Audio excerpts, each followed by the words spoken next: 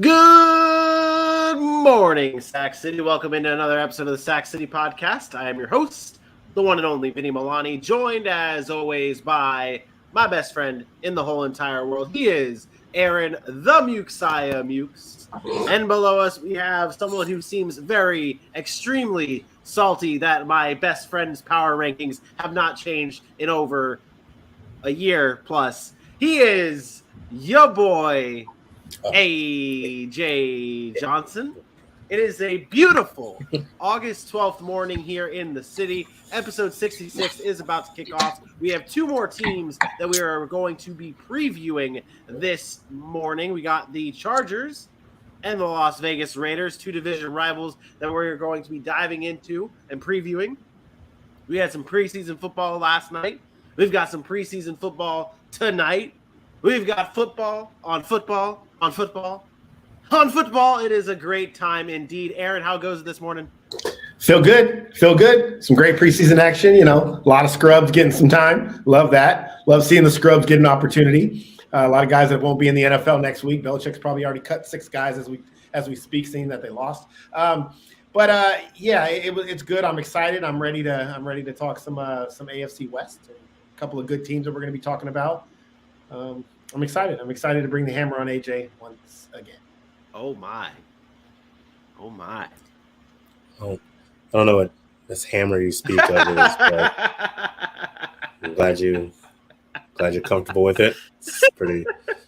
I'm happy. If you're happy, I'm happy, man. You know what makes me happy? Preseason football. We've had 2 games now in the books. We're starting off with the New York Giants defeating the New England Patriots by a score of 23-21 with a last-second Graham Gano field goal. AJ, what were your takeaways from this game between the Giants and the Patriots? Oh, how far the red, white, and blue has fallen. This game was, I was excited to think, all right, we're really kicking off preseason football. And then I realized I was watching the Patriots and the Giants, and it was exactly as I expected it would be. It was kind of a stinker. There were some good moments, some nice attempts, and you have to remind yourself it's preseason week 1.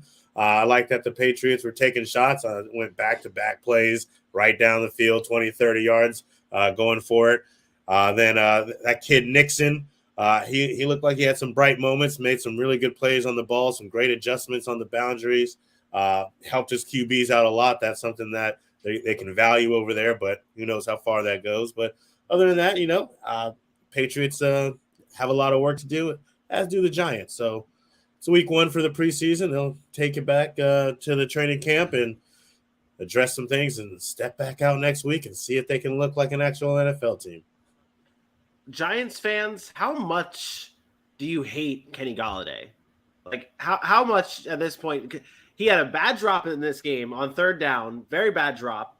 And there were multiple times that, at least on the Twitter sphere, that I saw people posting videos of Kenny Golladay just getting jammed and just not looking like the number 1 wide receiver of this team, not looking like the receiver that they went out and spent big money on. Aaron, did you see these signs? Did you?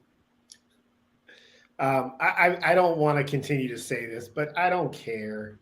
I don't care. I don't need to see Kenny Golladay in preseason.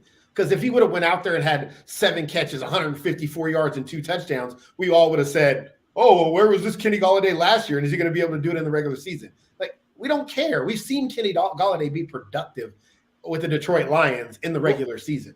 So I don't 3 years care. ago. Well, let me see if I can find something as the host, the producer of the show. Let me see if I can find something that you do care about.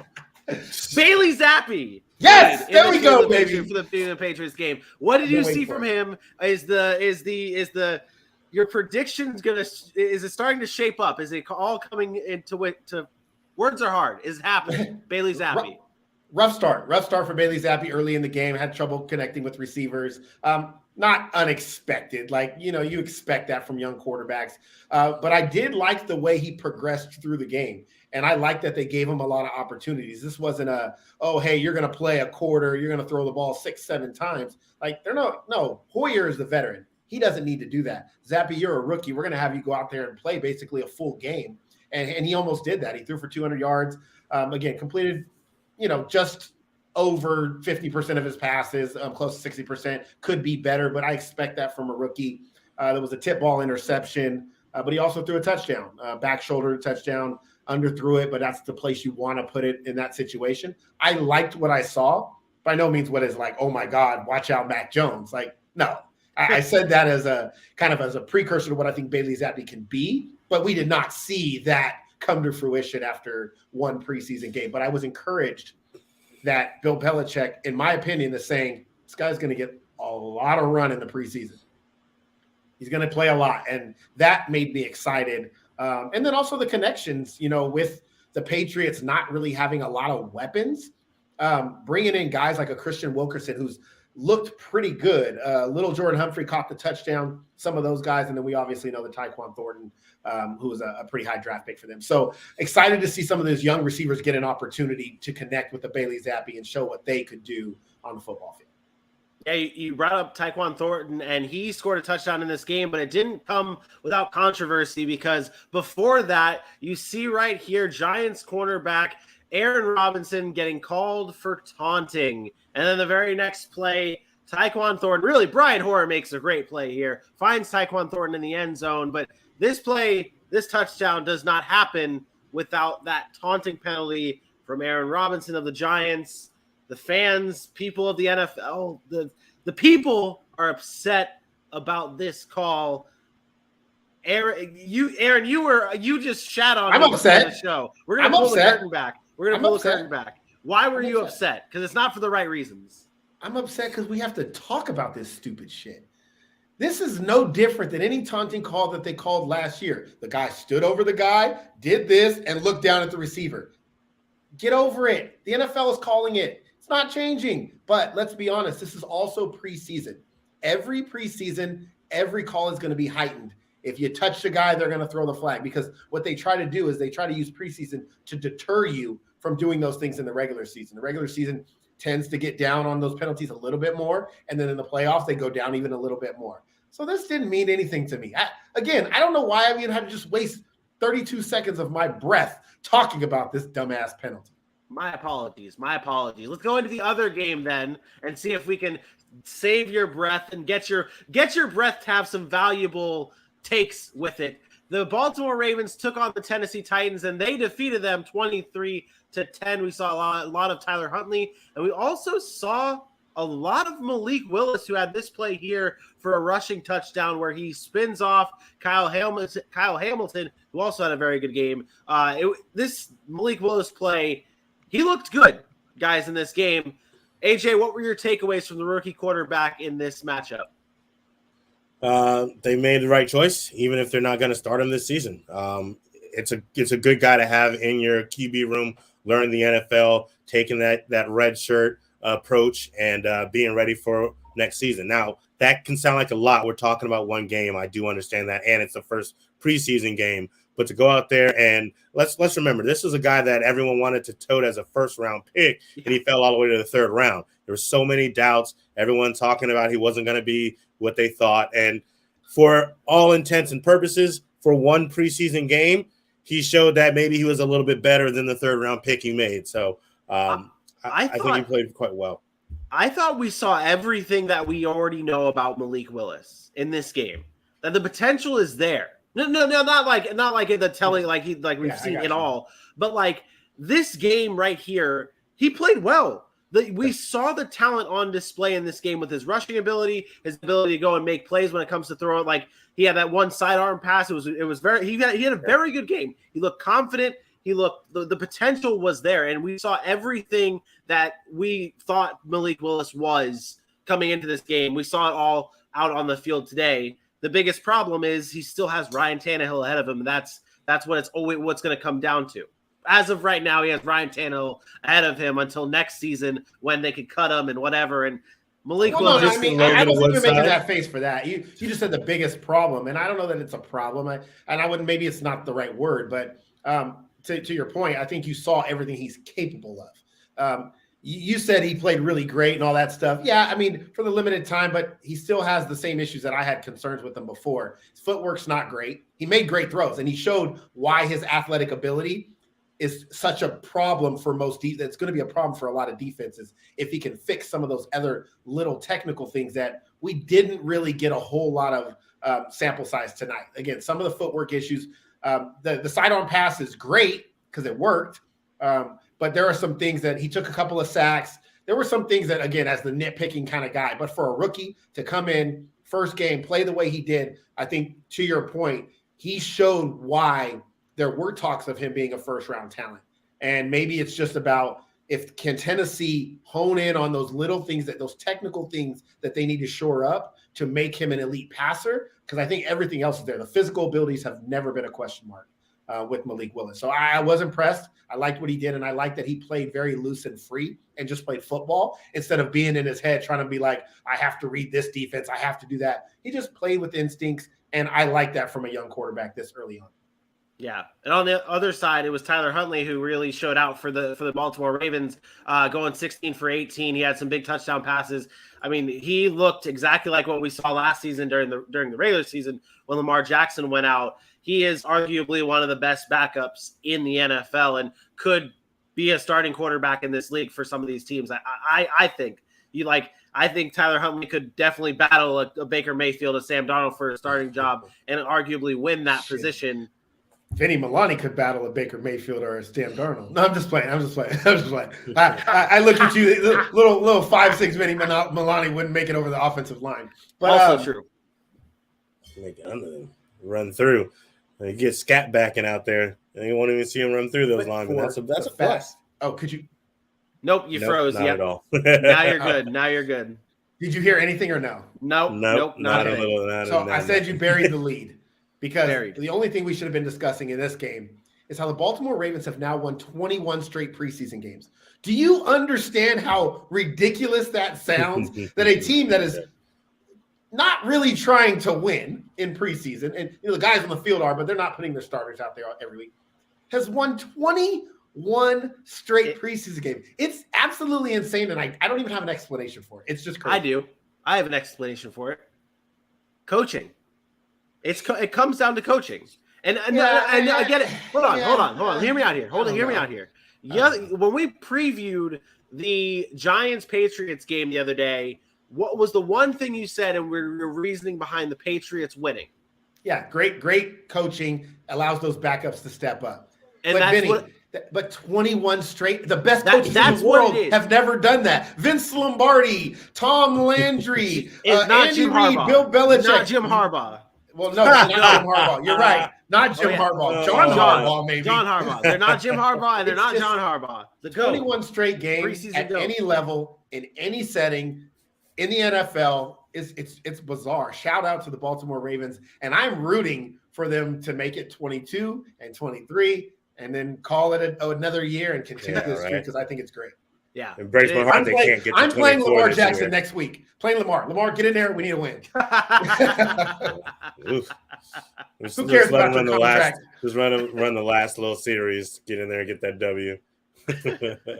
We've got 5 preseason games tonight, but if you want to see us predict those, head on over to our YouTube page and click on the clips that you will see below or wherever on YouTube of our preseason predictions for these games. We got Jaguars, Browns, AJ's Atlanta Falcons are back in action. So we're going to be predicting those, previewing those. Check them out on our YouTube page. Let's get into some morning headlines, gentlemen. The New York Jets obviously lost Mekhi Becton for the season. They went out and signed left tackle Dwayne Brown to a 2-year deal. The former Pro Bowler from the Seattle Seahawks comes in, fills a huge need for this New York Jets offensive line. Sign him to a 2-year deal, though.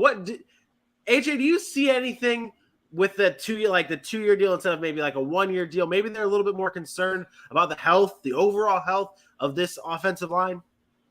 That was one thought, the health of what Mekhi Becton is with. I mean, you're talking about the same knee. This time it's a chip fracture, so there's another big issue. The term degenerative knees have not been said yet, and it could be early for that. But the part of that, you get that over the health. And then Dwayne Brown is a veteran in this league. I mean, 14 years, 5 Pro Bowls, 3 All-Pro teams. He's the type of guy that if one is going to need to mesh with the offensive line, it could happen pretty quickly. Two, let's not forget George Fant has locked up that left tackle spot for the most part. So if he needs to go and learn to play right tackle, or if it's the other way around, he can do that. And then two, if it comes to it next season, you've got a guy who's been there before, who understands what they're trying to do, and a guy who can get these rookies who they weren't confident in enough to just have them play this spot. He can kind of bring them along, so when it is their time in 2, maybe 3 years, they're ready to go and ready to fill this role. So, I mean, they had conversations with Dwayne Brown before Mekhi Becton got injured, so they were already interested in him. Him going down just made it more of a need, and a sense of urgency kind of crept up on them that they had to go and get that deal done. So, smart move. He can come in and help immediately, and you just hope the rest of this line can stay safe because, again, this offense has a lot of potential, but if they can't get the ball out because they're getting sacked all day, well, who cares how much potential there can be. Other news, James White announced his retirement from the NFL, the former New England Patriots running back, hanging it up.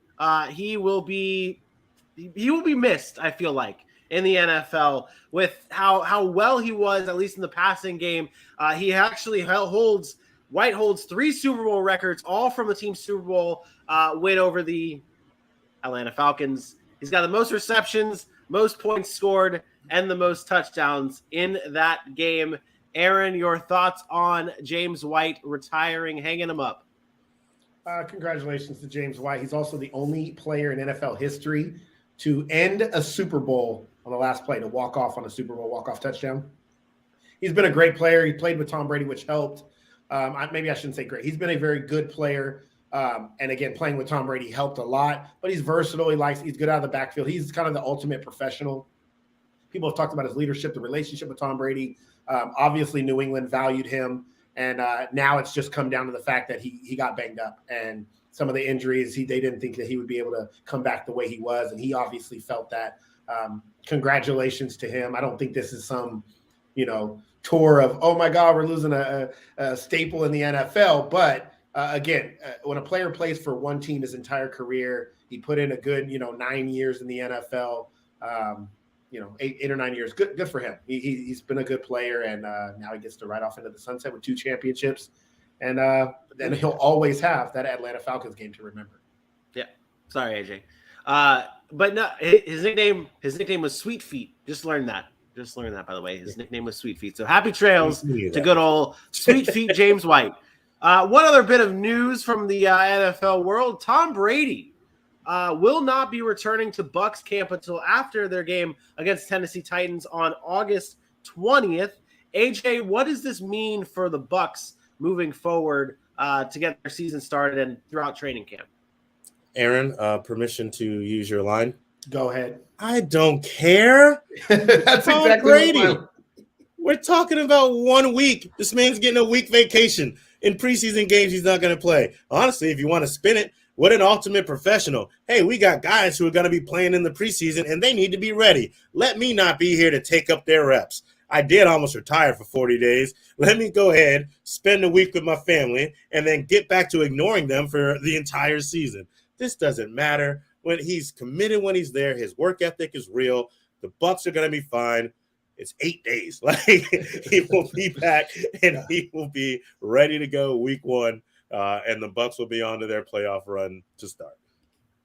Couldn't have said it better myself, AJ. You did me proud, man. You did me proud. There's one player that can do this. It's Tom Brady. Yeah. Nobody's questioning his work ethic. Yeah. Nobody's saying, man, he sure is trying to get out of training camp. Nobody cares. Nobody cares. This was a headline just because it was Tom Brady. Nobody cares. Right. That is correct.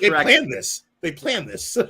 Yeah. To that point, I do think that was part of the coming back. Like, hey, I'm probably going to take a little bit of time right before the season because I know how much of a grind it is, and I was kind of toggling back and forth between being with my family and playing football. So it probably was likely planned, and yay, Tom Brady.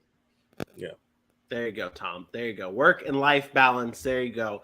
That was our morning headlines, though, presented by Manscaped's Body Wash. Their ultra premium body wash is infused with aloe vera and sea salt to keep your skin feeling so fresh and so clean, and also moisturized. Get your Manscaped Body Wash today and use the code SACCITY at checkout to save 20% off and get that free shipping. Aaron, what's the injury report before we get on to our team previews?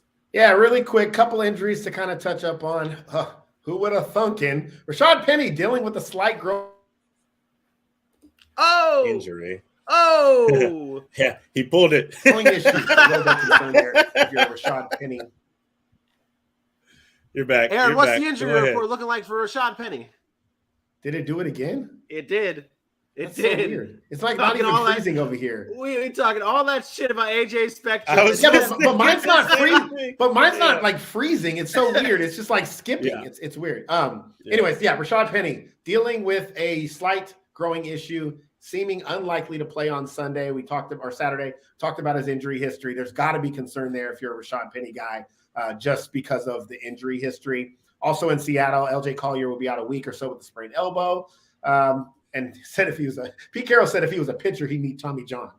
Whatever that means. We know he's not a pitcher, so who cares? And then to the Denver Broncos, Melvin Gordon has a foot contusion. No, I'm just saying. Free Javonte Williams. Hey. Melvin Gordon has a foot contusion. I'm sure he'll be okay, but maybe he's too contused to play week 1, and Javonte Williams gets to eat. Feed him.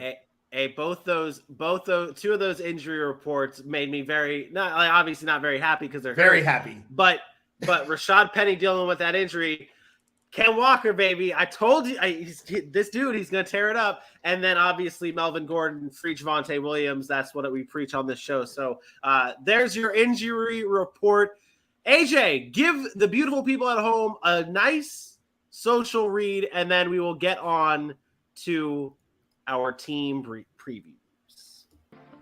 Well, alrighty then, ladies and gentlemen, good morning. Welcome into Sac City Pod. We're so happy that you chose to wake up with us for all your wonderful Sac City NFL news. We appreciate you heading to all of our social media platforms on Facebook, Twitter, Instagram, YouTube, and TikTok at Sac City Pod. We also appreciate the fact that you just hit that like button and that follow button and that subscribe button and that share button and posted it all over your social media about how everybody should go to the Sac City Pod on Facebook, Twitter, Instagram, YouTube, and TikTok and watch us every soon to be Monday through Friday. Now Monday through Friday. Look at me. I'm killing the game, aren't I? On YouTube. Good morning, Sac City. #GMSC. Yep. And if you haven't heard, Sac City Podcast is now sponsored by Manscaped. Support for Sac City is brought to you by Manscaped.com. The products are precision engineered tools for your family jewels. The Performance Package, Ultimate Men's Hygiene Bundle, so you can join over 6 million worldwide who trust Manscaped. We have an exclusive offer, 20% off, free worldwide shipping if you just type in the code SAC City at checkout. And if my math is correct, that's about 12 million balls, Vinny and AJ. That's so many balls. That's so many balls. And the Performance Package 4.0 is a game changer. Inside the pack, you get the Lawnmower 4.0. You get the Weed Whacker nose and hair trimmer. You get your little deodorant, foot deodorant. You get your little, what is it? What do they call it, Vinny? The Crop Preserver ball deodorant. So your balls smell fresh. You get ball toner. And again, this is Manscaped. You get a pair of boxer briefs to boot. So go and get 20% off and free shipping with the code SACCity at manscaped.com. That's 20% off and free shipping at manscaped.com. I gotta be honest. I've been using the smelly nice stuff down there, and I had my pants today. Pulled it out. Did you smell your finger? I did. And normally I do that. Before, and there's like a stink on it. And I'm like, ooh, I gotta shower or something. But like I did it today, and then my wife goes, "Wait, did that actually smell good?" And I'm like, "Yeah, it smells." She smells it. It was a great time. Go get your Manscaped ball preserver today. Go get your premium package. It's great stuff. Don't miss out. Don't miss out. Let's get into our season previews. We're starting with the Las Vegas Raiders. This team made the playoffs last year, and I talked about it yesterday when we talked to Cowboys. If you missed that episode, go check that out.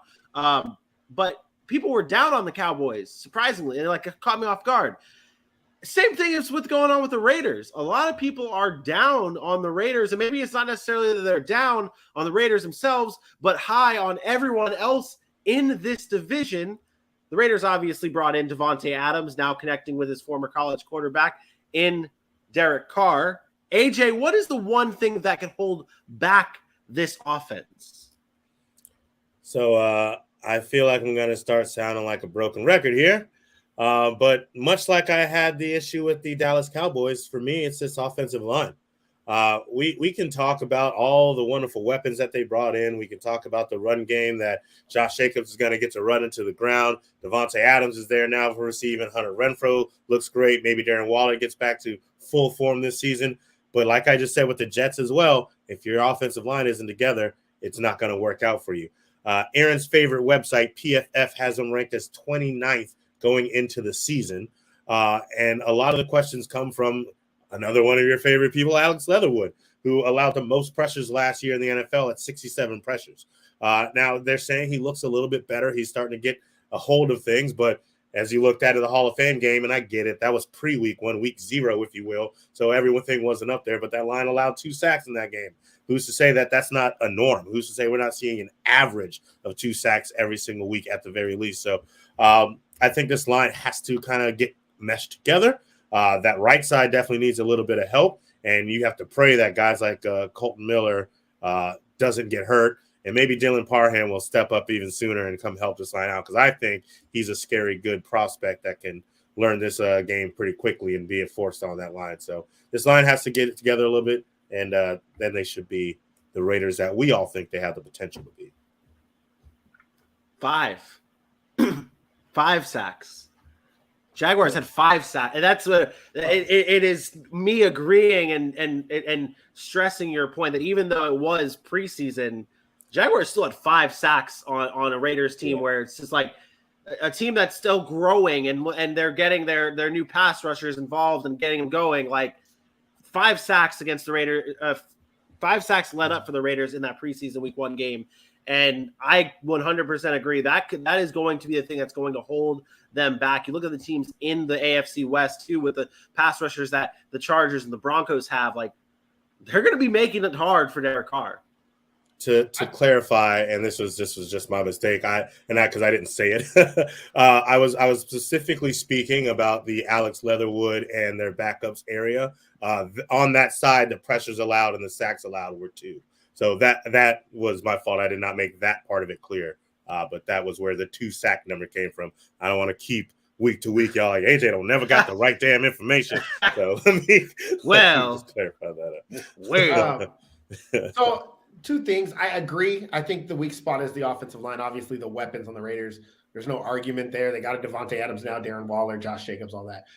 Last year, they were middle of the pack in sacks given up. They only gave up 40 sacks last year, which could be, I guess, it's outside the top 10. But well, I mean, again, the top team gave up 58. Like the Bears gave up 58. So they were a little bit they were below average, right? They were below average in giving up sacks. But the biggest difference for me in that offensive line is that run game, right? You have to be able to run the football now with the Josh Jacobs. And they did not do a good job of that last year. Although Josh Jacobs had a good fantasy productive season, they were 5th worst in total rush yards last year. So that's a big deal to me. I think that's where we have to start looking at this offensive line. Are they going to be able to create a push to get holes for Josh Jacobs and Zamir White and these guys to run through that will allow a Derek Carr to get some play action game, find Darren Waller and Devontae Adams. So you're right. It's the offensive line, and it's going to be about guys like an Alex Leatherwood and players like that. I am interested to see if Dylan Parham can come in and make an impact somewhere on that offensive line. They got a lot of moving parts there that I think there might be some guys that are replaced before we get to the end of the season. I don't think Josh McDaniels is going to have too much patience there. The right side is really a big question mark for me. I was never a fan of the first-round pick of Alex Leatherwood, and he hasn't shown to live up to that first-round pick as of yet. But the offensive line is definitely going to be the biggest question mark for the Las Vegas Raiders. And it's not even like it was with Dallas where we were like, they're talented. It's just you had to pick a spot. Like, this is something where I don't think it's like the Achilles heel, so to speak, but it's close. You know, if they don't get it it's one of those things like where if you don't get it together quick enough, like it may never get there throughout the season. And that's what becomes a problem. You can't always run to the left. You can't always get just behind Colton Miller and be like, help me. So that is the Josh McDaniels part of that was another part to bring up because we understand what he wants to do with that scheme, and the offensive line is a huge part of that, as it is with just about every offense. Yeah, On the defensive side of the ball, they are now on their third defensive coordinator in 3 years. Patrick Graham takes over the reins in Las Vegas. And in our training camp preview show, we had a little soundbite from him, and I from there started really liking what this guy brings to the table, at least in terms of an attitude. But what does he bring, and what will be the noticeable changes under Patrick Graham with this new defense, Aaron? Yeah, I think most people know him to be more of a 3-4 guy, but the Raiders personnel really just doesn't allow that to happen. So what I'm actually most interested in looking for is he going to have guys like Chandler Jones and Max Crosby standing up or hand in the dirt? He's more known for having those outside guys up, being versatile, being able to drop back in coverage, but that's not really Crosby's game, and that's not really Chandler Jones's game. Not saying they can't do it, but it's not what they're the best at, right? We want them getting after the passer. So I think a lot of what he's trying to bring to this Raiders defense is just multiplicity, right? Being able to do different things. And I think with guys like Chandler Jones and Max Crosby, you can do those things, but it's going to have to be moving them around on the front, finding creative ways to get them to the quarterback. And then when you put on his nickel package in the field, he uses those outside linebackers to stand up. So is he going to move one of those guys inside, bring an extra linebacker on the field to do things like that?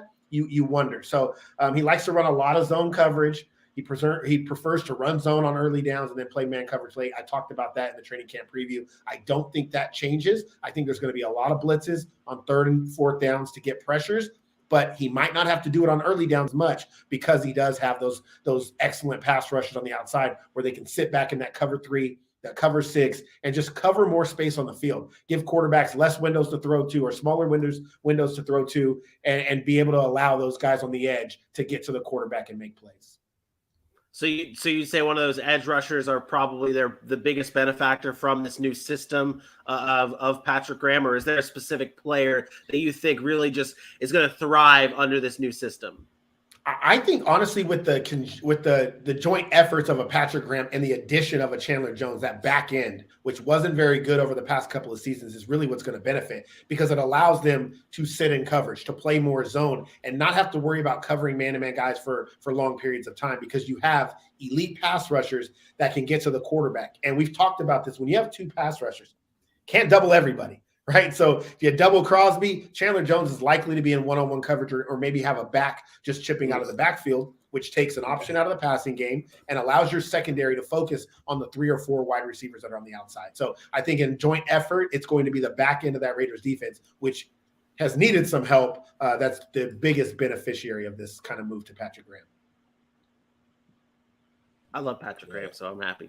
I'm happy for him. Chandler Jones in one-on-one coverage. That's not smart. Yeah. Well, I mean, you don't want Max Crosby in one-on-one either. You see what he does. The unlimited. Sound like he got some issues. Yeah, good luck if you're those offenses. Like, it's going to be tough.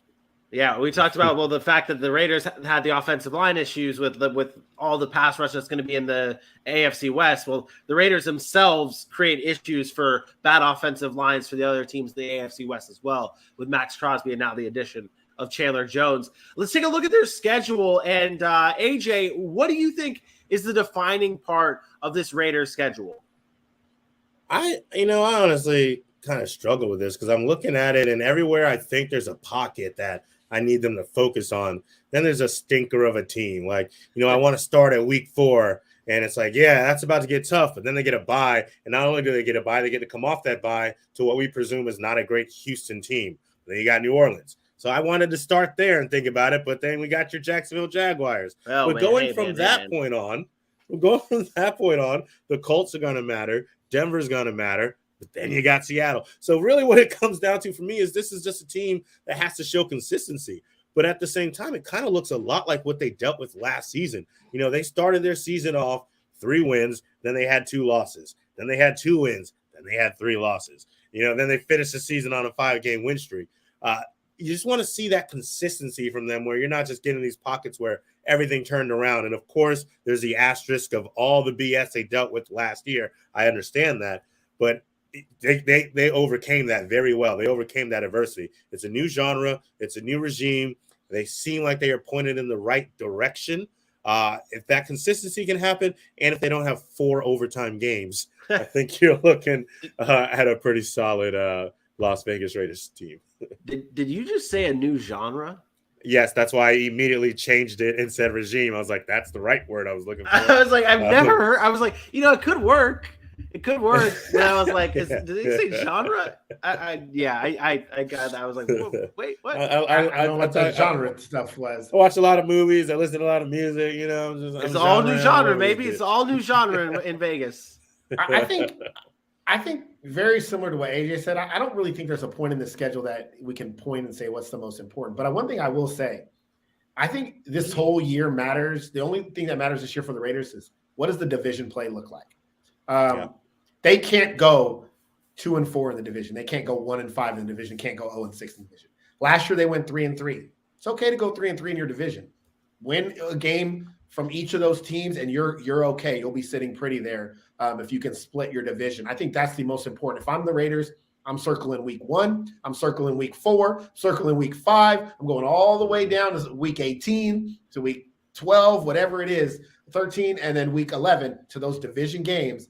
And I think that's the most important thing for the Raiders schedule this week. And exactly leading into that schedule, what I'm looking forward to most is how does Josh McDaniels incorporate Davante Adams in this offense? Is it going to be a focus on Davante Adams to be able to come in and play and just play like he played in Green Bay? Know that he's getting the number of targets, know that he's getting the ball, open it up a little bit more and focus on him, which might allow a Darren Waller and a Hunter Renfrow to be more free in certain things. But Derek Carr threw the ball 600 times last year, and it didn't really result in a whole lot of statistical numbers that were very big. And I think this year we might see a shift in the Derek Carr numbers if they go away from the run game. And again, it could happen. I don't know that I see it because I know Josh McDaniels wants to start with the run game, but AJ pointed this out a few weeks ago that you might get more looks in the red zone for a Davante Adams, or you might get more looks in the red zone for a Darren Waller. I'm really watching out for how they use Davante Adams in this offense, and are they going to do things similar to what Green Bay did, which just means get the ball in his hands and let that man go to work? Or is it going to be like, hey, continue what we do, we throw to the open guy? I'm not a fan of that. I got a dude, get the ball to the dude. And I'm wondering if Josh McDaniels, who never really came from a system like that, never had a guy like that, I'm wondering if he's gonna incorporate that into this Raiders playbook. I know we're moving quick, but just to add on to that, I have a feeling like over the past couple of years, people have been looking at Derek Carr, ready to see him unleashed. And I think Josh McDaniels knows that. I understand the run game is important for Josh McDaniels, but I think he also knows Derek Carr can be a dude. And now he's got his best friend. He's got his dude. I wouldn't be surprised if they're taking shots way more than we were expecting to, because that trust factor is there from Josh McDaniels to Derek Carr, from Derek Carr to Davante Adams. So that's something that I'm watching for, to see if those numbers, I think that could happen with Derek Carr, actually come to fruition with the touchdowns and the extra yardage and so on and so forth. Sure. I have a stupid question. I'm gonna ask it. Are you gonna add it to the list of stupid questions, like the ones you asked me if that penalty in the preseason game mattered? Other than Randy Moss with Josh McDaniels, Davante Adams has to be the best wide receiver he's ever coached, right? It's tough. Who do you have in Denver the first go round? I don't know which one. Demarius and them. Was Demarius with him when he was there? Pretty sure, because he had Tebow, right?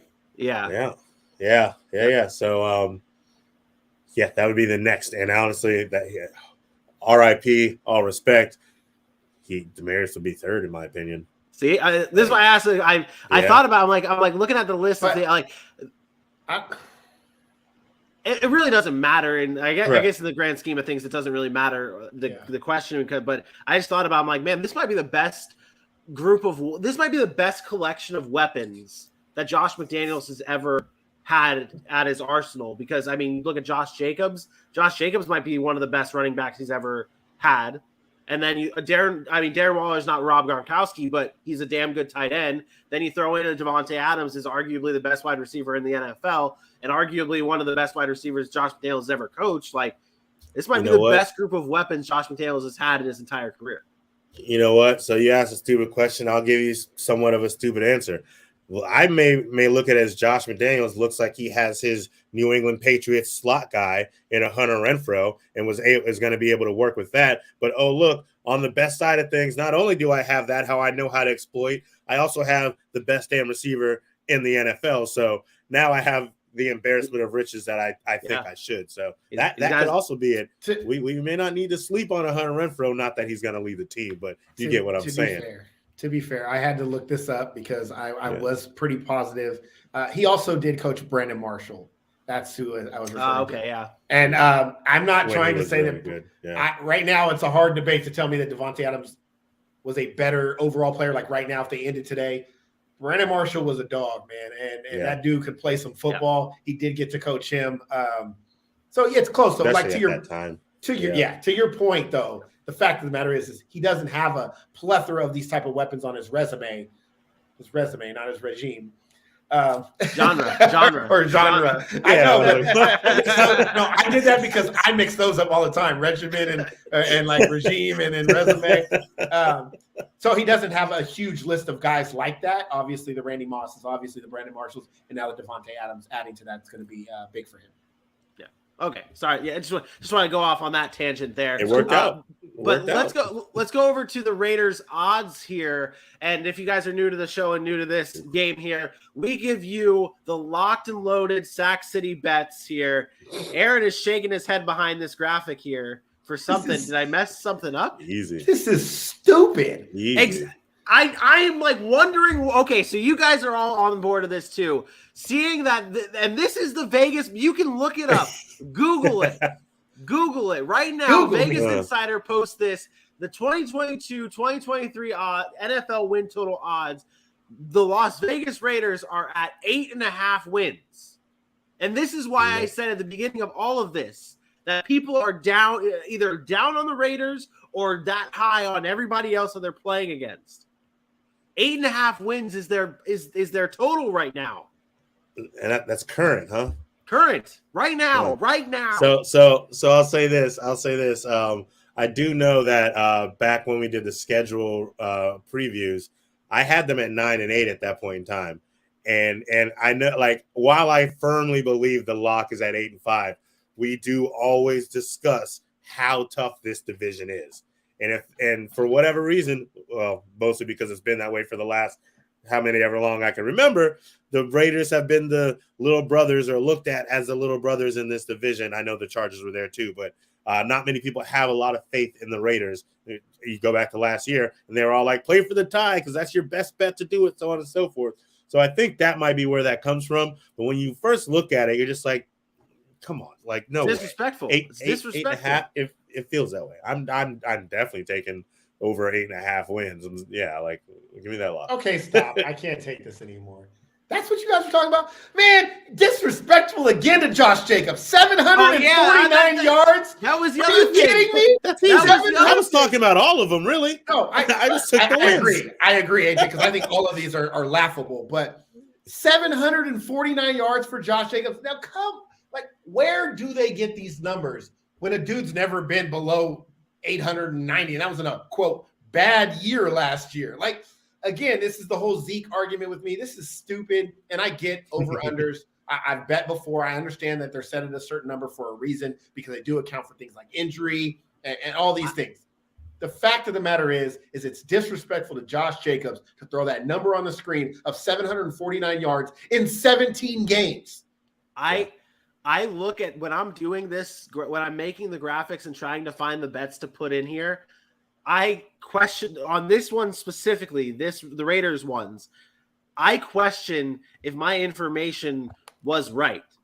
There's a lot of haters out there, Vinny, for the Raiders. Yeah. Like they do think they're going to fall off a little bit. This is Caesar Sportsbook has it at under 749.5 yards, and DraftKings also has it at over under 750.5 yards. So it's like it's just that's rushing yard. It is. It is. So what you guys are saying, are all three of these just downright locks? Just like take your money, go to the casinos, put this in, and you're gonna be happy at the end of the season? It's easy to the hardest one is the Devontae Adams at 1,200, but I still think that's a lock. But I mean, 1,200 is a number, man. Like if anyone could wake up and get 1,200, though, it would be Devontae Adams. So you look at that number and you're still like, yeah, let's do that. But the other two, without question, in my mind, to be fair, they're both they're all minus money. So the odds are saying that they're likely to go over those numbers. That's why you have to pay a little bit more in order to win that amount or whatever. But still, I just don't like the line set there. I think all three hit over. Lock them all in, baby. Lock them all in. Bet your money on the Raiders. Let's go win some money. Bet on black, baby. Yeah, there you go. All right, let's get into the record predictions here. AJ, you brought up that you had 9-8 predicted during our offseason predictions. Aaron, you had 10-7.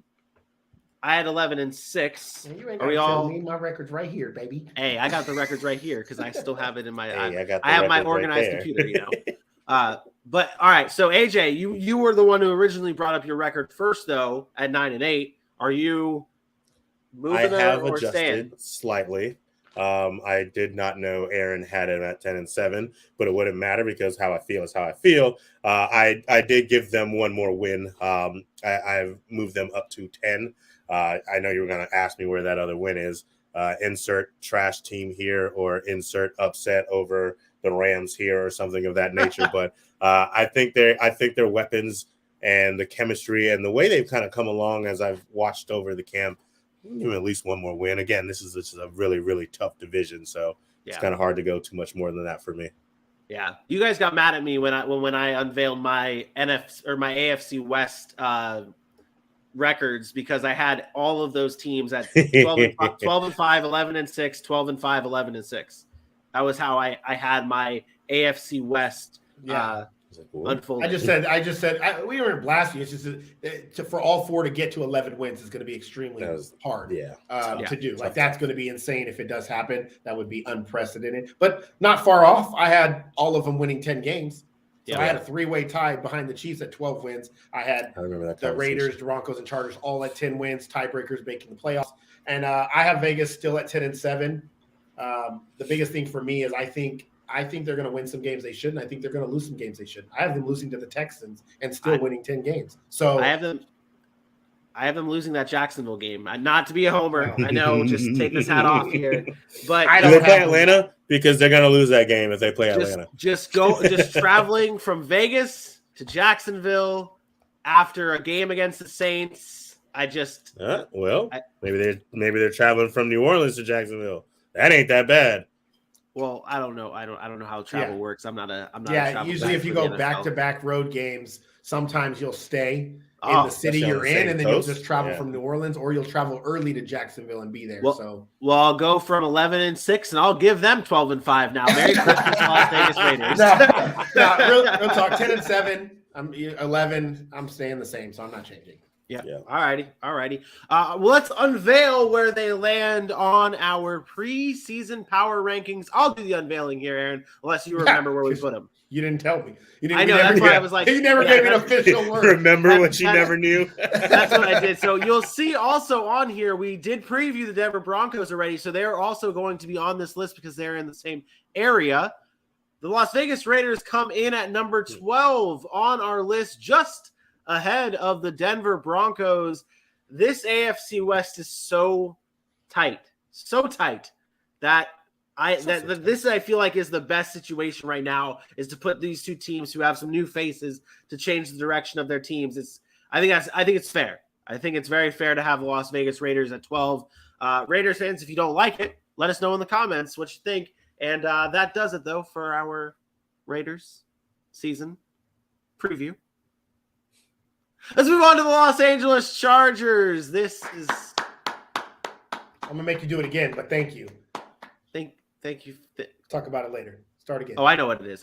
You're damn right. I'm a good person. I'm a good noodle. I am a good noodle. The Los Angeles Chargers and their season outlook here and their season preview. A good team. Just missed the playoffs last year on that crazy wild game against the Las Vegas Raiders at the end of the season. They just missed. They're looking to get to the next level, and there's one player on that offense that really does need to get to the next level, and a lot of people think he will take that next step, it's Justin Herbert. Aaron, how does Big Herb get to the next level? I'm going to be honest. I don't come on this show very often unprepared. I usually can rattle off stuff in my head. I pay attention. I do research my off time. I'm a prepared, organized individual. I have no answer for this. I don't know that Justin Herbert improving. I'm not saying he doesn't have any room for improvement, but the next step for Justin Herbert is that he prays to the good almighty football gods that he actually has a defense that's worth a shit. I mean, let's be honest. Justin Herbert has come out his first 2 years and done things we have never seen before. We've broken records being a sophomore quarterback, throwing 38 touchdowns. He had a little bit more interceptions last year, but a lot of that was being forced to come back in games and throw the ball more than he had to and go for it on fourth down and stuff like that. But I don't look at Justin Herbert and say, man, this is a quarterback that he didn't get him to the playoffs. He's not doing enough. And you hear, this is what's funny to me, because you hear quarterbacks like Dak Prescott that are put up numbers that are still questioned like that. I don't know many people are questioning Justin Herbert and his abilities and what he needs to do to get this team to the next level. I think it's about the organization, just the culture of what the Chargers have had over the years of bad luck, misfortune, even with Phillip Rivers. It's just when things start to go right, something goes wrong. And I think that's what's continued to happen with the organization. I'm not looking at Justin Herbert saying, I need to see, quote, this season. I'm looking at Justin Herbert saying, I hope your defense is good enough. And I'll say it again. I don't know that it is. And we'll get into this a little bit later, but all the names are great. All the bright lights are great, but the Chargers still smell to me like this, a ton of names, a ton of talent, and somehow they're just going to let you down. Oh, man. Lenny has from nothing LA to do with Justin Herbert. Upset. Has nothing to do with Justin Herbert. Right now, you put him on some other teams, Super Bowl. I'd put him in the Super Bowl right now. Put him on the Colts. I would tell you that's a Super Bowl football team right now. And the sad part is, if you probably look top to bottom, the Chargers are probably more talented than the Colts. But guess what? Yeah. But guess what? Chargers were talented last year. They didn't make the playoffs. Ooh. Not they made the playoffs and had a first-round exit. Not they made the playoffs and it was a close. They didn't make the playoffs at all. And that, to me, is it's bad business. It's bad business. It's bad business right there. Well, before we go on to the defensive side of things with AJ, I do want to let the Chargers fans know. Comment your thoughts on what the problem is below, and if you have a problem with what Aaron just said there about the Chargers as a team just being just come at me, bro. Come at him. Come at him. Lenny from LA is what I dropped earlier. Defensive side of the ball, AJ. Aaron has just made it very clear that the defense is a problem for the Chargers. I don't think I really need to go into exactly why, but one of the biggest things last season for them is they were one of the worst teams in the entire NFL in terms of third down defenses. How do the Chargers improve on that this year? You said it right. This defense is a problem, and they're going to be for a lot of people this season. I think the biggest step that they took that's going to help them out on third down is what they did in the secondary and the pieces they brought on. You look at the guys they brought, like J.C. Jackson, who's established himself last season as one of the best cornerbacks in the league, not to mention with the 8 interceptions last year, now 25 since he's coming to the league in 2018. That's the most in the NFL. Bryce Callahan coming in. He was great for the Broncos last year, only allowed 1 touchdown on his look. About 54% completion when he's in coverage. That's helpful. I think about Asante Samuel, who had a great rookie year, 11 pass deflections, 2 interceptions, comes from good stock, looking to have himself another step, another growth level on this up and coming season. I think the secondary for the Chargers has stepped up significantly, and now they're behind a great linebacking core, adding Khalil Mack, and we can talk about the rush that they're going to have as well, but. I think that's the first step is having those corners that can lock down that secondary. I didn't even mention Derwin James' name, and we all know what he's capable of when they are staying on the field. So to me, that's the first step to really good secondary. Pump the brakes on the great linebacking core. Great pass rushing. Linebackers are not great. Linebacking is actually the weak spot here. But I agree with you, and I disagree with you. I do agree with mostly everything you said. The only thing I will say about the defense is the third down defense specifically. It is about those pass rushers, but it's not just about them getting to the quarterback on third down or DBs being able to cover on third down. It's about what you do on first and second down so that you're in situations in third down that's not 3rd and 3, 3rd and 2. When you get into 3rd and 2 and 3rd and short, the NFL, the percentages on like actually gaining those yardage is much higher. You want to keep teams at 3rd and long. And I think the most important thing there was their run defense was so bad that guys were gashing them first and second down, and they'd have 3rd and 1. They'd have 3rd and 2. And of course, offenses are like, we can do so many things in this situation that it makes it easy to convert those third downs. So yes, it's going to matter that they can get to the passer. Yes, J.C. Jackson being able to cover is going to matter. But if they don't stop people on first and second down running the football, and they did add pieces in the interior defensive line to help do that, none of those pieces will matter because they still won't be able to get off the field on third downs, and they'll still will keep that high-powered offense off of the field. So I like everything you said, and I do agree to an extent, but those first and second down plays are going to be so huge in stopping the run. And again, they addressed it, but it still has to actually take place on the field. And like I said before, they can have every all-pro, every great player, and until I see it, I ain't going to believe it.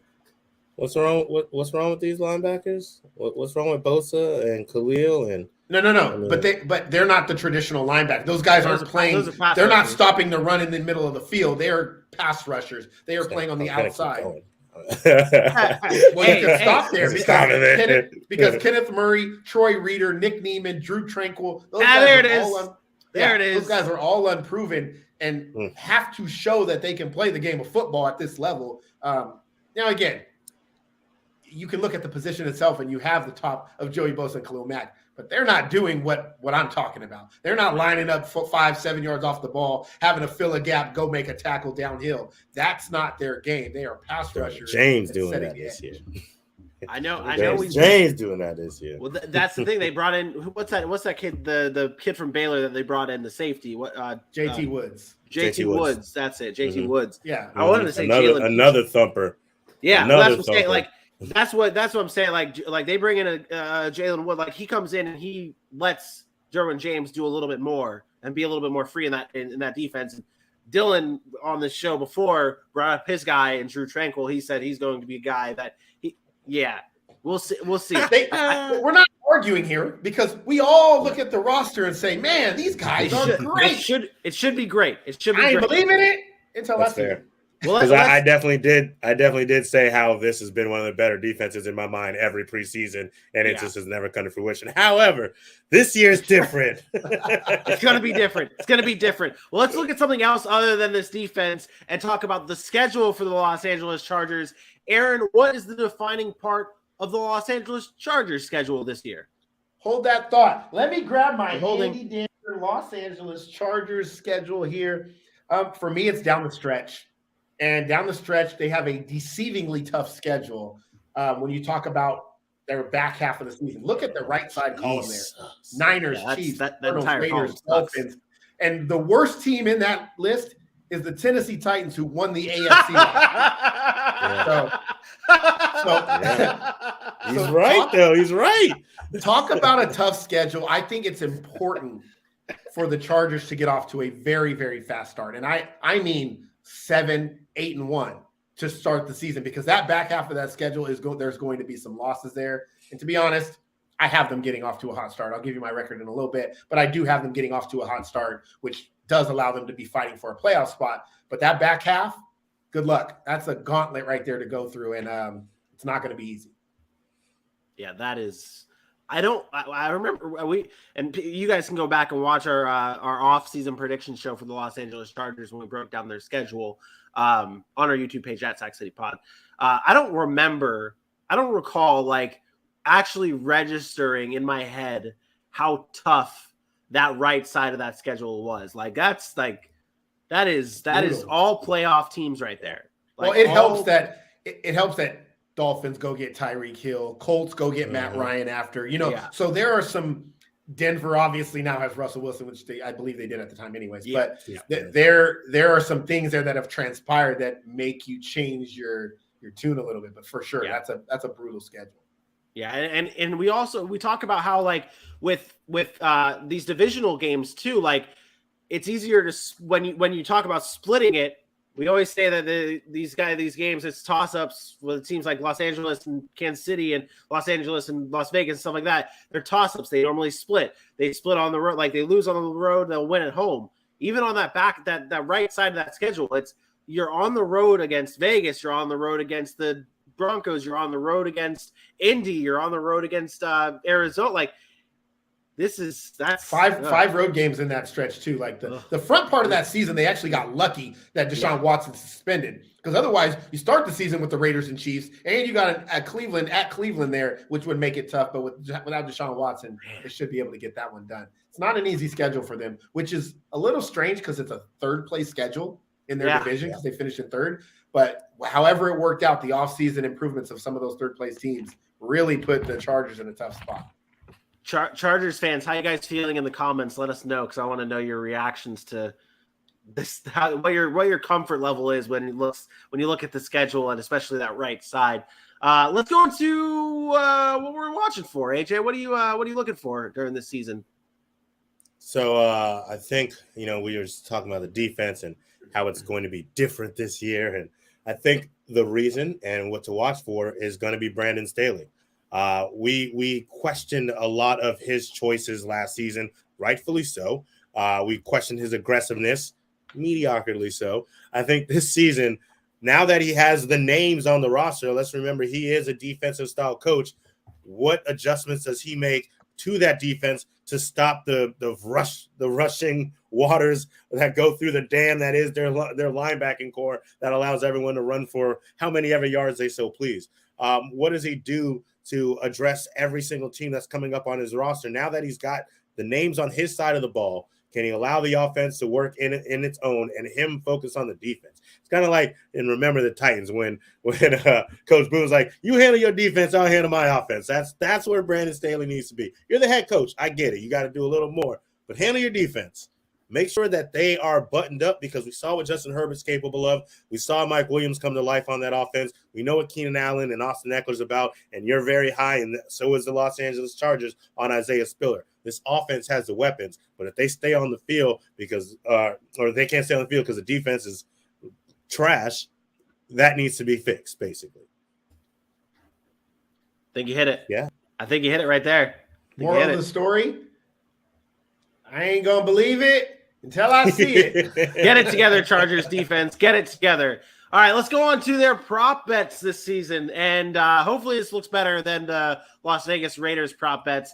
Maybe a little bit tougher of a time. Over under 10.5 wins. Over 1,400.5 yards, total yards for Austin Eckler. And over 36.5 Justin Herbert passing touchdowns. Aaron again shaking his head. Shaking his head. Chargers 10.5 over under of 10.5 wins is a lot of wins, like in the NFL. Like the difference between 8 wins and 10 wins in the NFL is so minute. When you got an over under sitting at 10.5 wins, that means and it's under money, so they think they're going to get 11 wins here. That's a high number there. I don't trust that one. For me, the easy answer is Austin Eckler here. I think the total yards of 1,400. I think he runs for close to 1,000, if probably 1,000, and he's going to get another 400 on the ground or through the air. So give me the Austin Eckler over 1,400.5 yards, minus 115. I think that's the lock out of these three. Herbert 36 is close, but he could throw 36 touchdowns and right on the number there. That could be a really good line. Give me the 1,400 for Austin Eckler. AJ? That's the right answer, but let's have some fun. We want to see that next level for Herbert. That's where it's at. Herbert's going for 40 touchdowns this season. Let's do it. I'm gonna take that. I'm gonna take that over. I'm gonna bet some money. We're not make a safe bet, but we're also betting to have some fun. So let's have some fun. Make that safe bet on Austin Eckler, and then take the money you win from that, and hopefully that's what you get back when you also hit Justin Herbert over 36.5 touchdowns. Let's do it. I mean, he threw 38 last year, so it's not unheard of. Right. So, but he had a great year last year, and the 38 was a lot. So, did. but It is a lot. Let me add a bonus. Let me add a bonus Big Herb over under bet over under 4,700.5 passing yards. Over under what? 4,700 passing yards. Over. Yeah. Okay. Yeah. Okay. For the same reason I was thinking about the touchdowns, man. These are going to be some fights, dog fights. 17 games, and with barring him missing a game, 17 games, 4,700 yards. That's about right. Yeah, that's what it's at minus 115 for minus 110. Sorry, for that right now on the Big Herb. Let's get to the nitty gritty, gentlemen. Record predictions here. Off season, you had Aaron. You had 10-7. AJ, you had 11-6. I had 12-5. Where are we at here nowadays, boys? Where are we at, Aaron? I'll tell you, I have them remaining at 10-7. But I did want to kind of break down how I have that 10-7. It's really strange. I talked about the back half of that season. I have them starting the season with 2 losses all the way up through Arizona. 2 losses through Arizona.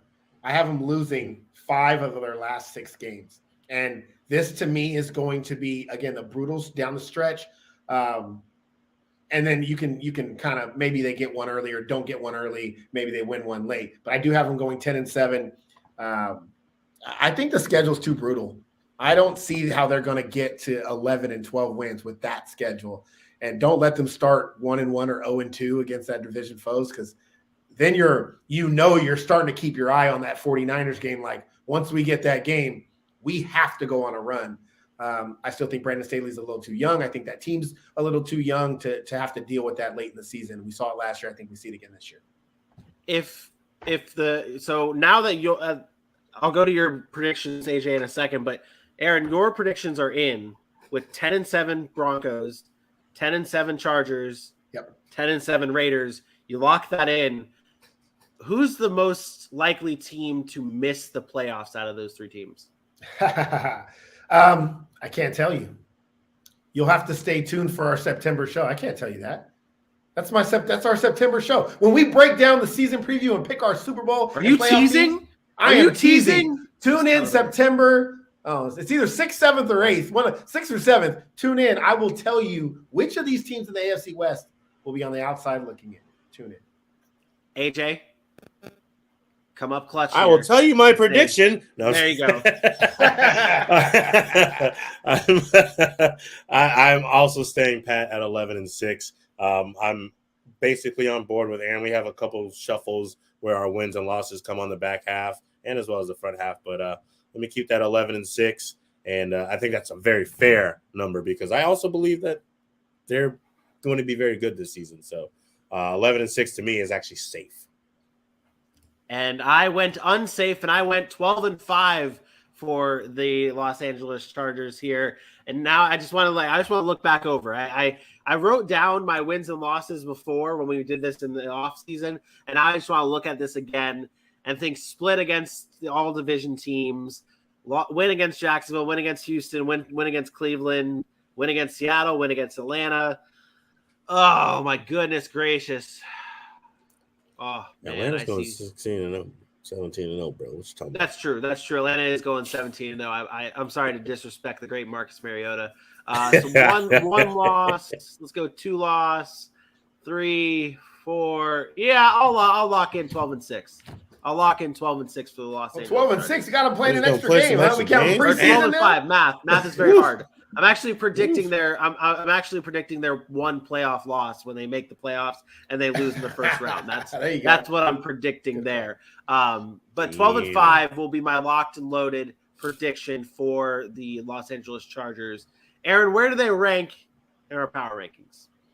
Yeah, so we talked about the kind of jumbled mess in the AFC West, and it continues when we look at our power rankings. We put them at number 11. Consensus rankings, all of our rankings kind of measured out. We did some calculations, arithmetic, and math, and it came out as the Los Angeles Chargers at number 11. So we have Chargers at 11, Raiders at 12. Those are the 2 teams we discussed today, and then right behind them is their division foe and the Denver Broncos at 13. It makes for an interesting look into our top 10, as I think we've only had 1 team so far, or 2 teams in the top 10. So 2 teams in the top 10. We've added the Tampa Bay Buccaneers. We're at 3. And the Dallas Cowboys were at 8. Next week, we cover the Kansas City Chiefs and the Arizona Cardinals. So tune into that episode live on Tuesday at 10 a.m. Monday at 10 a.m. Eastern Time right here on YouTube. Make sure you hit that subscribe button. Let us know what you think of the show in the comments. Let us know what you think of our predictions and all of our good conversation that we had this morning. Let's, I want to do this. I'm going to do this little special note here. I want to hear AJ's beautiful voice again, and I really want to hear Aaron's beautiful voice again. Without further ado, AJ, tell the beautiful people at home where they can follow us. I would like to know where you're going to follow us. So what I'm going to do is I'm going to read it off the screen, just like the rest of them, at Sac City Pod, and at those wonderful places like Facebook, Twitter, Instagram, YouTube, and TikTok, as Mr. Penny, Baby Hands Ticket, allows you to see. Remember, when you get to Sac City Pod on Facebook, Twitter, Instagram, YouTube, and TikTok, hit those likes, hit those shares, hit those subscribes, hit those follows, and tell somebody about it. And then if you're on the go and you can't watch us on YouTube, we forgive you. Head over to any audio platform you want and listen to us there. Never miss Sac City Pod on any of your social media like Facebook, Twitter, Instagram, TikTok, or YouTube. Holla at your boy. Hashtag GMSC. Yep. And our official NFL player, Kenny Pickett, who sponsors the show. Baby Hands Pickett. So excited to watch him play this week. But also, Manscaped is brought to you. Our show, Sac City, is brought to you by Manscaped, who is the best in men's below-the-waist grooming. Their products are precision-engineered tools for those family jewels. So join over 6 million men worldwide who trust Manscaped with an exclusive offer of 20% off and free worldwide shipping. And if my math is correct, that's 12 million balls, Vinny. So many balls. There's so many balls, man. And what it is, it's the Performance Package 4.0, and it's arrived, and it's a game changer. You get the Lawnmower 4.0 trimmer. You get the Weed Whacker ear and nose trimmer. Crop Preserver ball deodorant. Vinny told you about those earlier. It makes his balls smell good. The Reviver toner, if you want to shine them up real good. And then you get the boxer briefs to put on right after. And you get to carry it all in your travel bag to hold all of your goodies. So be sure to head to manscaped.com, get 20% off, free shipping with the code SACCITY. Unlock your confidence.